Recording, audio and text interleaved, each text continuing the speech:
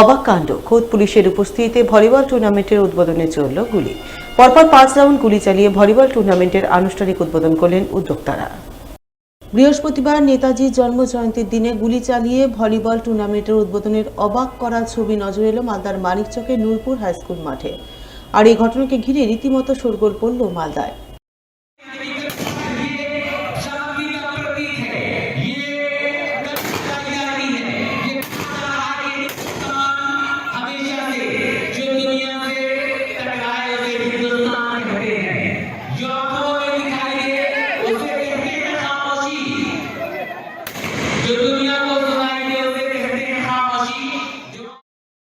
জানা গেছে, এদিন নূরপুর টিপটপ ক্লাবের পক্ষ থেকে এক ভলিবল টুর্নামেন্টের আয়োজন করা হয়। টুর্নামেন্টে মোট 6টি রাজ্যের 6টি দল অংশগ্রহণ করে।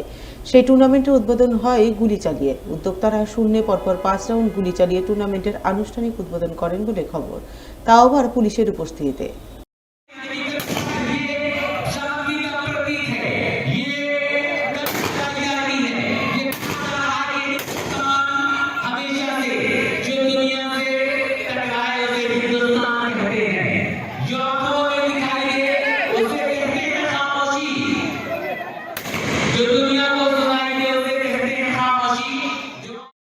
স্বভাবত এই ঘটনাকে ঘিরে রীতিমতো শোরগোল তৈরি হয়, বিভিন্ন মহল থেকে সমালোচনার ঝড় ওঠে। নূরপুরে গতকাল একটি ক্লাবের উদ্যোগে ভলিবল টুর্নামেন্ট প্রত্যেক বছরই হয়, এবারও হয়েছে।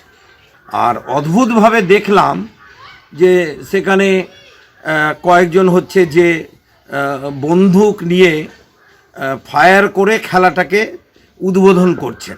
লাইসেন্সপ্রাপ্ত ওই বন্দুক থাকতে পারে, কিন্তু এটা সমাজের পক্ষে একটা ভালো উদাহরণ না।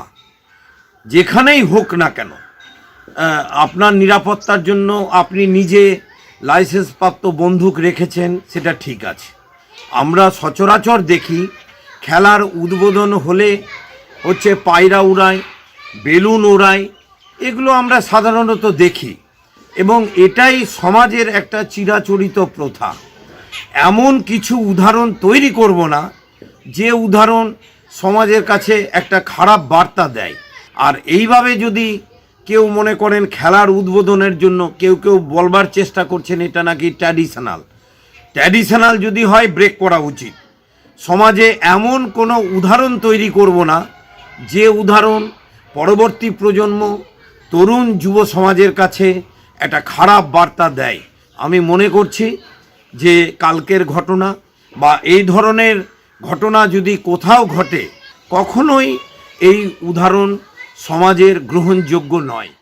এদিকে খবর পেয়ে মানিকচক থানার পুলিশ রাতে ওই 5টি বন্দুক বাজেয়াপ্ত করে। পাশাপাশি বন্দুকগুলি লাইসেন্স রয়েছে কিনা, থাকলে কার কার নামে রয়েছে তা খতিয়ে দেখতে পুলিশ তদন্ত শুরু করেছে বলে জানা গেছে।